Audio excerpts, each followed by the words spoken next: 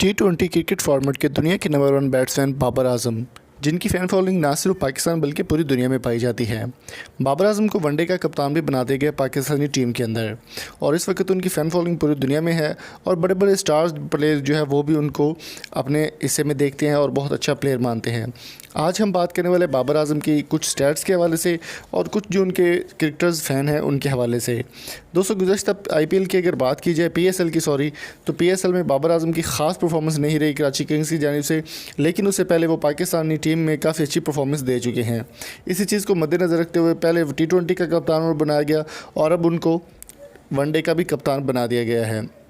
दोस्तों, क्रिस लेन के बारे में आप जानते होंगे। क्रिस लेन लाहौर कलंदर्स का हिस्सा बन चुके थे इस बार और लाहौर कलंदर्स को पहली बार जो है वो सेमीफाइनल्स के लिए क्वालिफाई कराने वाले भी क्रिस लेन ही हैं। क्रिस लेन की जानिब से एक बयान दिया गया बाबर आजम के हवाले से। वीडियो को आगे बढ़ाने से मेरी आपसे रिक्वेस्ट है कि जल्दी से चैनल को सब्सक्राइब करके साथ बेल आइकन को प्रेस कर दें।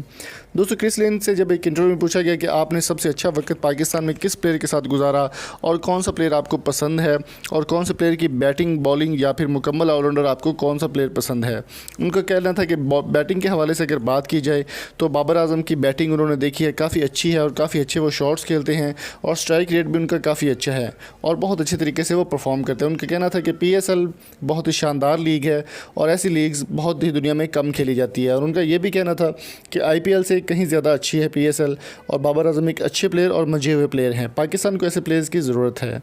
तो दोस्तों, आपकी इस बारे में क्या राय है, कमेंट बॉक्स में कीमती राय से ज़रूर आगाह कीजिए। अगर आपको वीडियो पसंद आई तो चैनल को सब्सक्राइब ज़रूर कीजिएगा। Thank you so much. अल्लाह हाफिज़।